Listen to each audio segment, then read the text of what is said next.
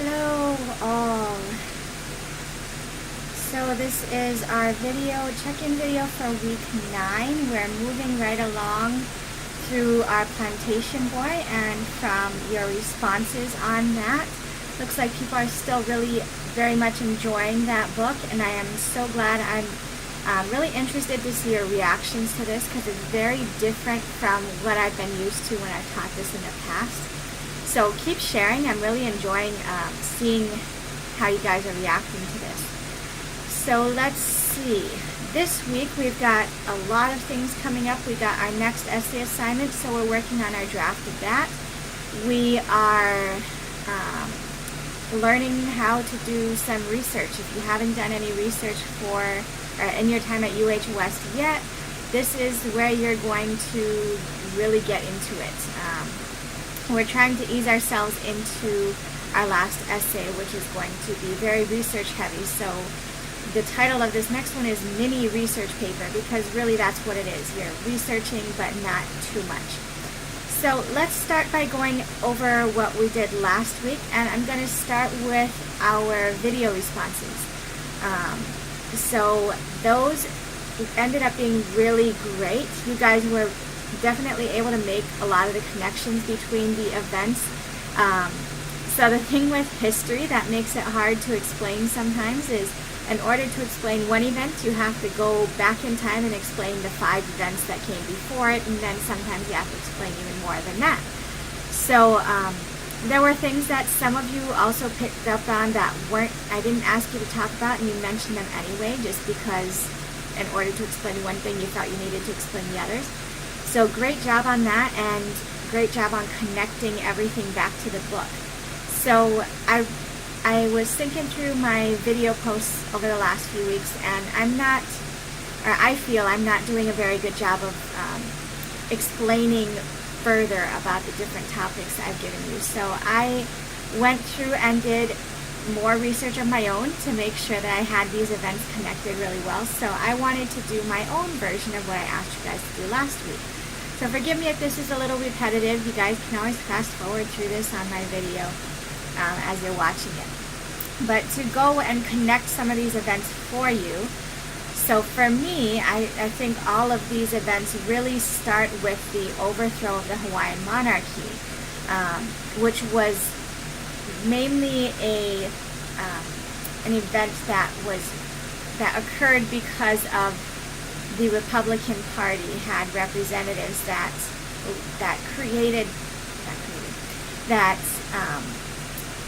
they were the overthrowers, essentially, right? Republicans. And then they took over the government. They were in league with the Big Five, and they really had pretty much full power over everything in the territory. It wasn't even a state at the time. This was a territory. So there was a real buddy-buddy type thing going on between the Republicans and the Big Five, and Hawaiian leaders, who are trying to get back control of what had once been their nation, figured the only way they could do this was to get in league with those two as well. So everyone who wanted some change was trying to get in league with the Republicans. So that caused a lot of racial tension, and different events illustrated the political power of the Big Five and the Republican Party.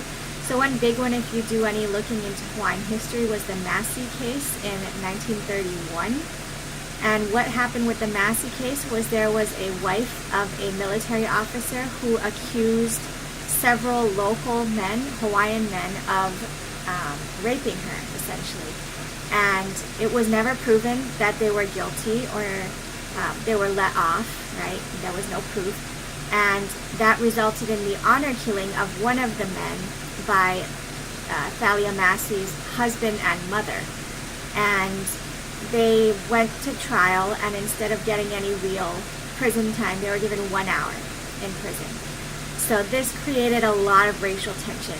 Thalia Massey was, military wife, so white family versus local Hawaiian families. And there wasn't much repercussions for them. So there was all this racial tension going on already, and the Big Five just played on them. So a lot of you found this when you researched the Big Five. They often played the different groups of workers in their plantations against each other. So they would have like Filipino workers, Portuguese, and Hawaiians, and Japanese, and Chinese, and all of the different races that would work on the plantations, and they would pit them against each other. Often they would pay each group at a different rate. So there's a mention of lunas in your textbook, and I think someone mentioned them in a video, but a luna was essentially like a field overseer, and your lunas were almost always Portuguese. So they would be viewed negatively by the lower, so-called lower racial classes that weren't getting paid as much, were the basic field workers. So there was a lot of tension there. The racial groups didn't really like each other. But what happened was that when each group wanted to create change within the plantation, they would strike separately, which didn't work very well. You know, the Japanese would strike, and then the Filipino workers would be brought in to take care of whatever work needed to be done. So that just really increased the tensions. They started to realize that they could not create any change as separate groups. On August 1st, 1938, there was the Hilo Massacre.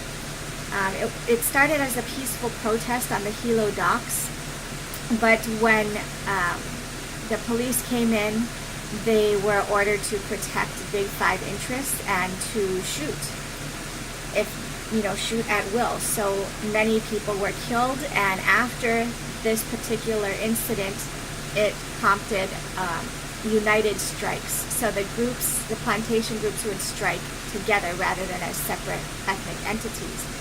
So in 1946, there was a sugar strike, and there was a later one where the ethnic groups came together and all went on strike as one. And they found that that actually made a difference, and some of their demands were met. Granted, it didn't improve their conditions that greatly, but it made a big difference. So they started to realize that they needed to unite as one.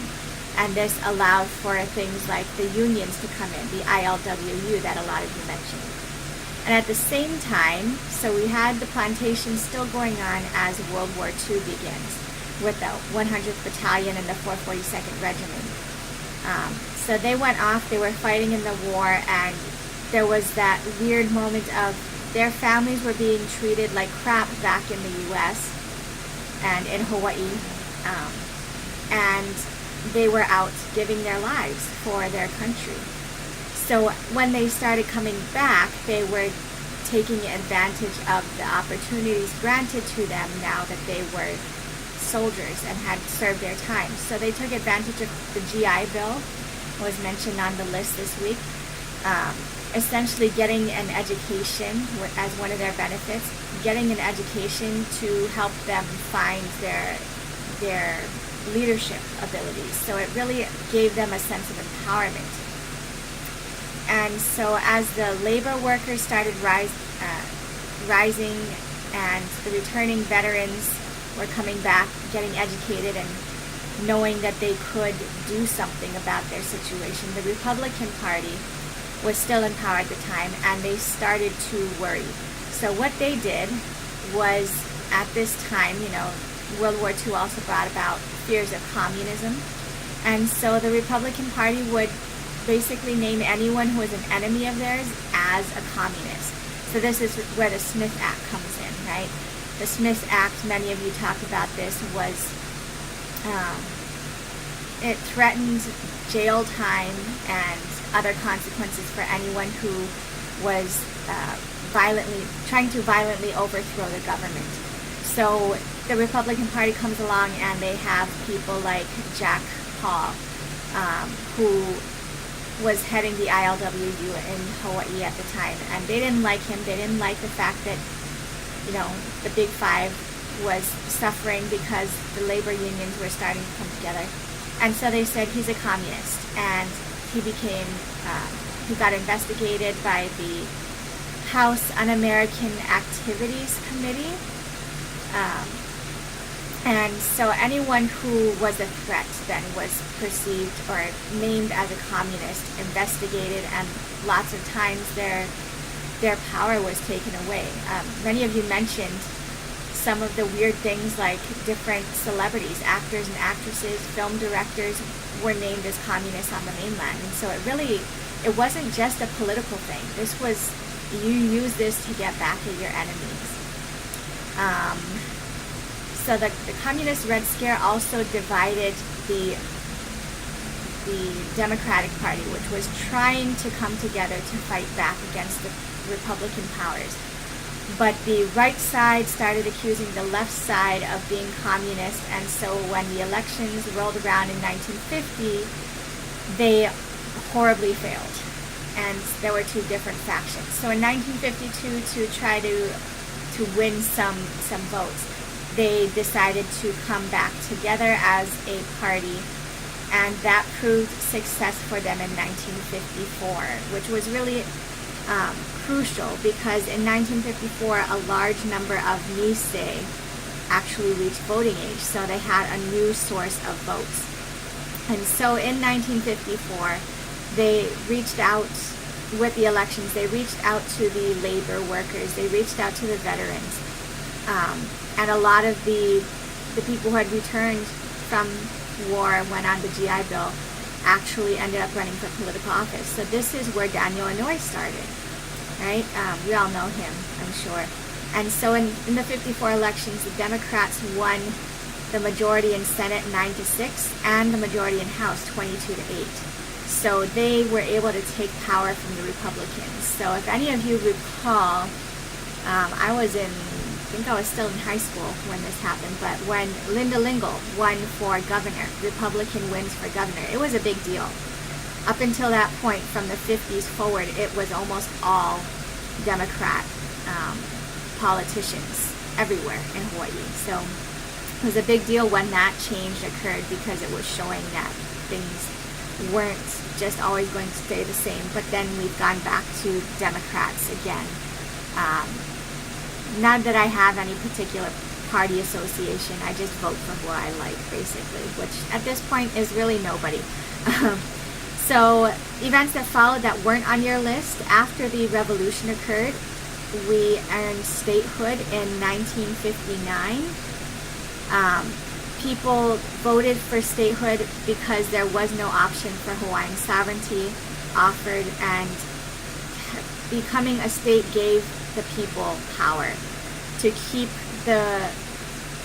supposedly keep the abuse of power that had occurred with the Republicans from happening again. And so on August 21st, 1959, Hawaii became the 50th state. But then after the 1954 Democratic Revolution, the divide in the Democratic Party returned, and so many will talk about this revolution as being incomplete. The Democrats have created the same kind of political control that was held by the Republicans. Like I was saying, we've had Democrat politicians for everything, almost. So when someone's a Republican and they win, it's kind of a big deal. So be paying attention to that with this year's, the upcoming political elections, see which way we swing. So all of that actually came from a video that I'm going to post for you guys. It was, let's see here. So this is a student-made video, not one of my students, but I found it on YouTube and I've used it for a while now. It won the National History Day, it was a National History Day 2012 national finalist, and showcased at the Hawaii International Film Festival as a student showcase piece. So I will post a link right below our check-in video this week. Feel free to go watch it. They do even a better job than I did, likely a better job than I did with that. As far as your blog responses went last week, I had a real ball reading those. We were kind of, it might have been a little awkward for you guys to be thinking this far ahead, but I'm trying to get us to mentally prepare for our last essay before it's actually upon us. So I wanted you all to be utilizing some of what you've been reading in the craft of research to think ahead to this last essay and have some topics. So I created a little list here, and so some of the topics that we all seem to be touching on, we had media, specifically someone mentioned reality TV, but a lot of you just were keeping it general with media, broad topic. Globalization, Matthew had a really interesting one with craft beer. A lot of us interested in the American dream as a myth, not as reality, which was something mentioned on our course syllabus on the very first day. The modern American dream, with technology as possibly part of that. Social division and the American dream. Appearance, the idea of beauty and the American dream. Race, ethnicity, how it's affected by the American dream or how it affects the American dream. Health, the American dream in other countries. And then we had Amy with her American dream in Disney. I remember day one or week one, your video from Disney, so I know that's very important to you. Travel, the Hawaiian American dream, the American dream as it changed over time, the American dream in other countries, capitalism, and the American dream as a non-American ideal, how they have the American dream in countries that aren't America. Oh my gosh, how surprising. So really great work coming up with topics, and a lot of you were taking it as far as coming up with titles, which were great, by the way. I wish you guys could talk to my English 100 students about that. They still turn in things with titles like essay number 1. And the title is really the most interesting part of the whole essay writing process. So I love that you guys were already there thinking that far ahead. And I want to draw everyone's attention to one person's specific post. Kilohana did a really great job with the 3-part research topic and taking it as far as the significance, which is really, really difficult at this point. You guys haven't done, I don't know, maybe you've done some, but you shouldn't have needed to have done any research at this point. It was purely idea spewing. So go back and look at Kilohana's post if you get a chance. Some of you are missing this step a little bit. I am researching this in order to, I'm researching this because this in order to help my reader better, blah, blah, blah, better understand this, right? So I thought Kilohana did a great job getting through all of those steps, and so I'm going to send you there for examples of how to go about that. A lot of you seem to find this exercise really helpful, so I'm hoping when we get to that last essay, this will alleviate some of the stress of, oh my God, we're going to write this really long essay, and I think we'll have, I don't know, we should have about just over 5 weeks, somewhere around then, to write this whole thing. So now we've got to start, we've got ideas, and hopefully this will make your life a little less stressful on top of everything else you got to do. So that was last week. Lots of fun stuff last week. This week, let me pull up my website here. This week's main thing, the most important thing, is we're starting to think about our second essay. And we're actually starting our drafting process. So I put up your essay assignment on La Lima. It's linked on the WordPress site. Looking at the assignment, this is a 4 to 6 page essay, so I think this is just a smidge longer than the last one. Your rough draft due date, you guys know the drill on this because we did it once already. I've set it to October 24th, which is next Monday, but that I mentioned right on the assignment sheet. It's a loose due date, so that means you should have it done by then, but if you don't, you can have, I would suggest no later than Tuesday, because we're doing the peer workshop again next week. So be working on that rough draft this week and have it ready to go by next Tuesday. With the final is going to be due on November 5th. So this week we're writing the rough draft, next week we're editing the rough draft, and the week after that we're doing our revising and getting it turned in by the end of that week. So again, this is a mini research paper, I mentioned on the assignment sheet, your first essay was no research. Read the book, here's your topic. Use the book to explain your argument. Now we are moving into utilizing sources. So we've got a lot of reading this week, if you noticed on the schedule. Well, it seems like a lot to me, maybe not to you guys. There's 2 chapters in the craft of research that are setting you up for this essay. They're both on finding sources and using sources in your paper. So from problems to sources and engaging sources are your chapter titles this week. In addition to reading the next 3 chapters in Plantation Boy, and we'll finish that out next week. Feel free to read ahead if you want, but don't feel you have to. So since we are prepping by reading the chapters on finding sources and using them, you know that you will have to use sources in this paper. So I'm asking you to use 2 to 4 sources to tie into your discussion of whatever of the 3 topics you choose. And I'll talk about those in just a second. But the thing with this paper, okay, I'm warning you now, there is hardly anything written about Plantation Boy itself. There's some other poem or song or something called Plantation Boy, but it's not this. So you're going to find that if you type in race and Plantation Boy, or pigeon and Plantation Boy, or politics and Plantation Boy, there's next to nothing. I give you the one thing I've ever found on it as one of your other assignments this week. So the way you're going to work around that is likely look for sources that have to do with the topic, and then you make that connection to Plantation Boy. So if you're going to do pigeon, language of the novel, do more research into pigeon. And then you're going to use that research to answer the questions about what does the use of pigeon represent in the story. Many of you, when we've talked about pigeon as one of our themes the last couple weeks, discuss how pigeon used to be seen as the language of the uneducated, and it's not that way anymore.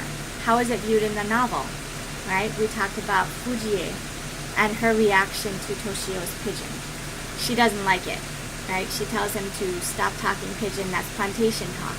And he says, I don't want to talk Halified, right? So you can bring up something like that there. If you're going to talk about the politics, this is what we've been discussing last week, all of the political aspect of everything. How did these events influence the lives of plantation workers? How does the novel represent these influences? And then the last question there, how does the political atmosphere set up in the novel reflect tensions in other more personal settings, like on the plantation or within the Oyama family? So this would be the question of tying in the historical fiction part. So that was the other part of your thing last week too. A lot of you mentioned the historical fiction really allowed personal connection. So different things that I think historical fiction brings to a discussion of history, it gives you a more detailed description. It allows you to feel like history is not something that happened a long time ago in the past. There's an emotional connection. A lot of you started to form these connections in your video responses. Many of you have these family ties where you have a relative who served in the 442nd or the 100th Battalion, or someone who worked on a plantation in your family, right? I think historical fiction also lets you see that things are much more complex than if you're just reading like a regular history textbook, because this is totally different from a history textbook. There's none of that distance and simplifying of things. This led to this, led to this. No, you get to see how all of these things are connected and tied together. And then you get multiple perspectives out of it as well, right? We get everyone's reactions to the different events. Even though the narrator is largely Toshio, we get his family members' reactions and stuff. Where was I going with this? I think I was talking about the third topic. So anyway, the idea is that you're not going to be looking for sources about the book, but rather about the topic. Then you're going to have to make that connection to the book. Okay? So to help you with your research this week, get you started there, I have you looking into different sources for your, for your blog response. Nope, video response. Sorry. This video? Huh?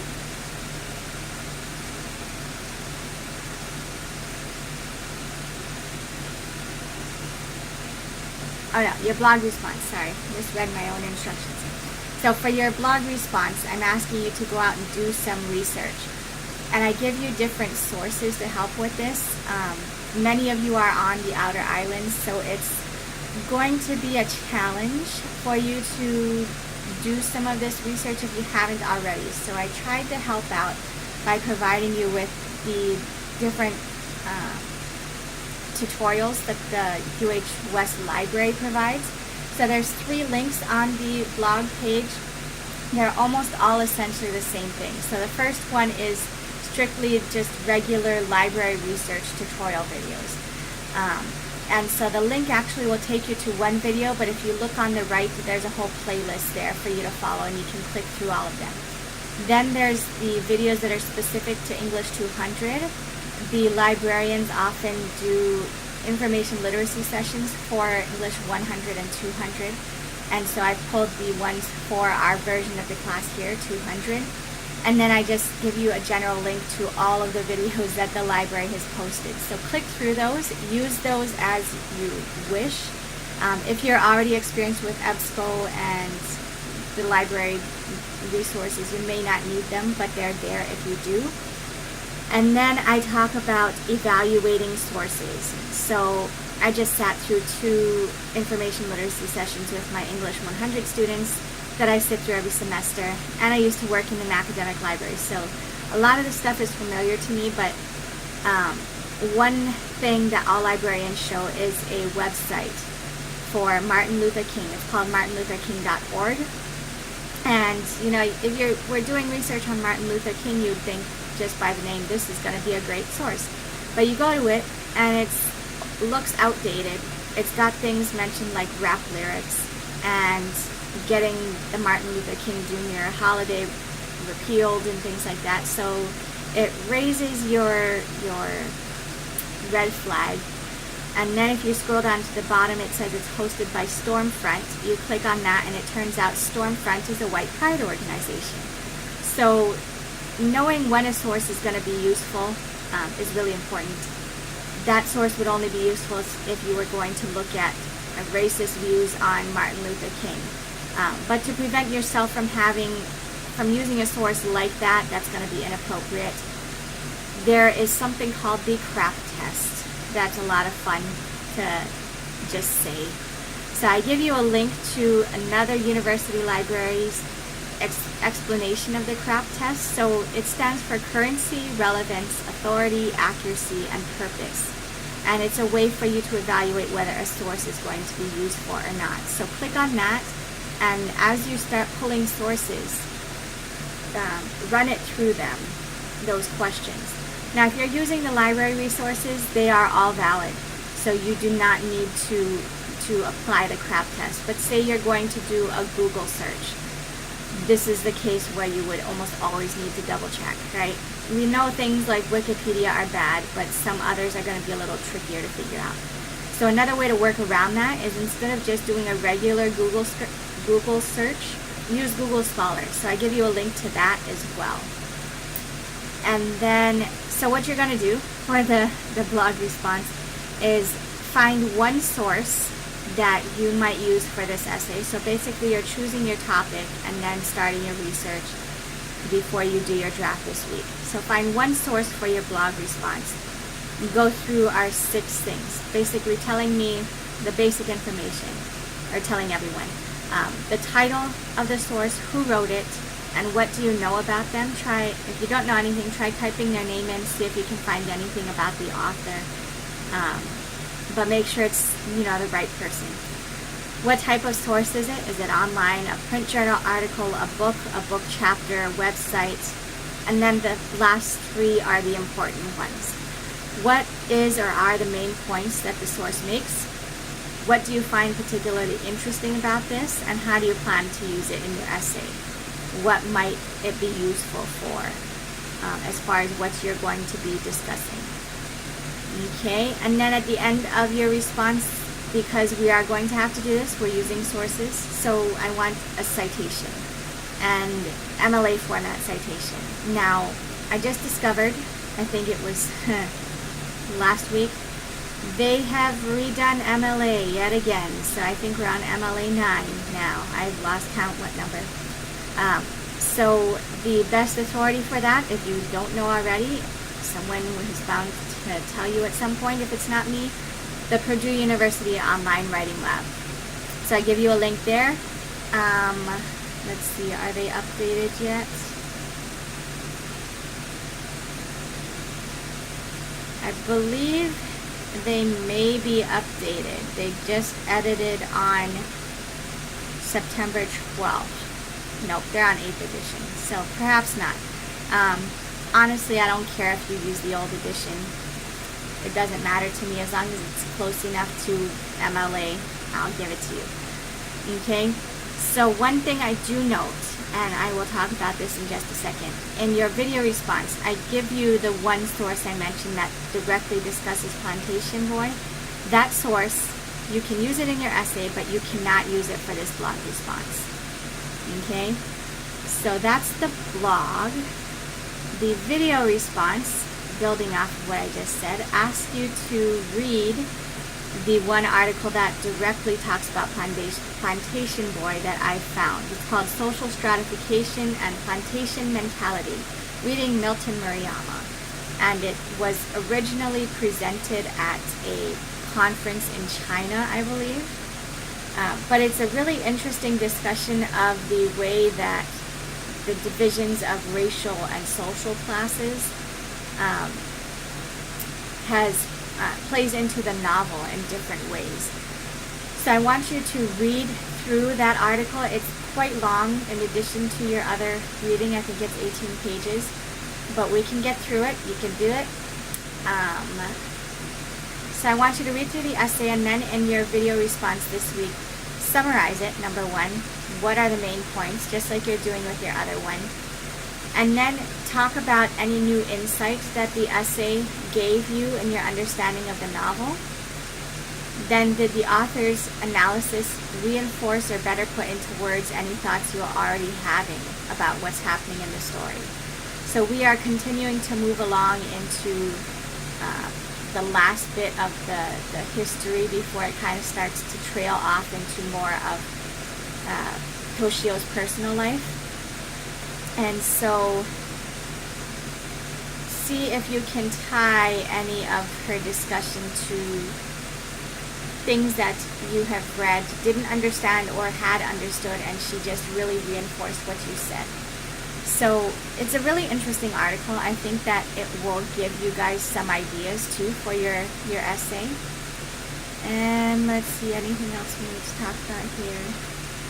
Oh, let me just reinforce, if you didn't read the due dates, because I got the assignments up later than usual, so they went up yesterday afternoon, I think. I'm giving you an extra day this week, so instead of Saturday midnight, you have till Sunday midnight. Yay! So October 23rd midnight, everything is due, sans the essay. Okay, so the essay, again, the rough draft soft due date would be Monday, but I'm not collecting anything, so the actual have it done by this date would be Tuesday to have it emailed to your partners. That list will be coming out next week with our assignment, and I think that's it for this week. I'm really enjoying you guys. I really appreciate all of your dedication to this class, and we are in week number 9, so we are getting past midterm stress, hopefully, for you guys, and starting to think towards, mid projects and mid and final projects and all of that kind of stuff. So keep up the great work. Have a great week 9, and I'll see you in week 10 check-in video.